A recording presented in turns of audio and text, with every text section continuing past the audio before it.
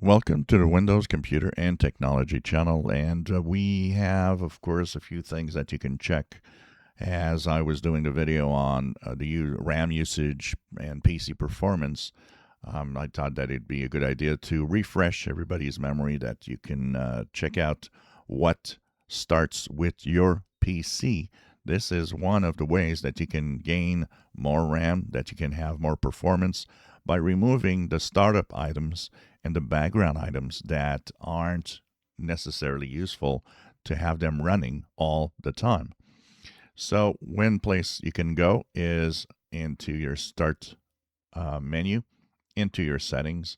On the left side, you will have apps, and here you have startup.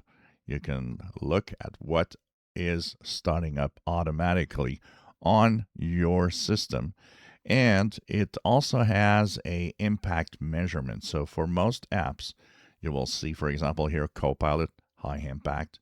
You can turn Copilot off so it doesn't start up with the system, and check out what you don't really need. For example, here my printer needs to have its software so that it works well, so I don't turn this off. You have the Microsoft 365 Copilot that also I can turn off here.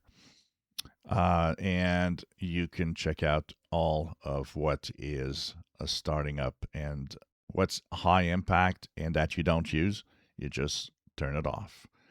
So everything that is not needed, you turn off, and then you can restart your PC, and it should be faster.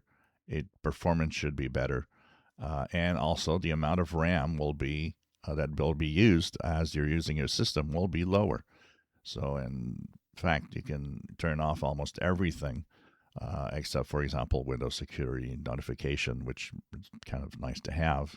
But anything you don't use, you can actually turn it off. If something doesn't work right because you turned off a feature, well, you simply go back and turn it on, and you can take note of what you turned off. If anything doesn't work right, well, you come back and just turn on what you turned off, and everything will be back to normal. But for the most part, what's in here and the startup items, most of them don't have or have very little impact on what you're doing.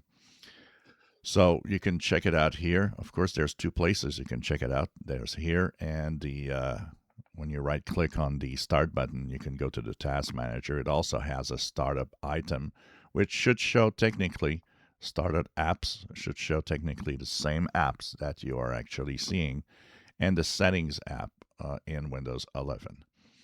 If you enjoy my videos, please subscribe, give us thumbs up. Thank you for watching.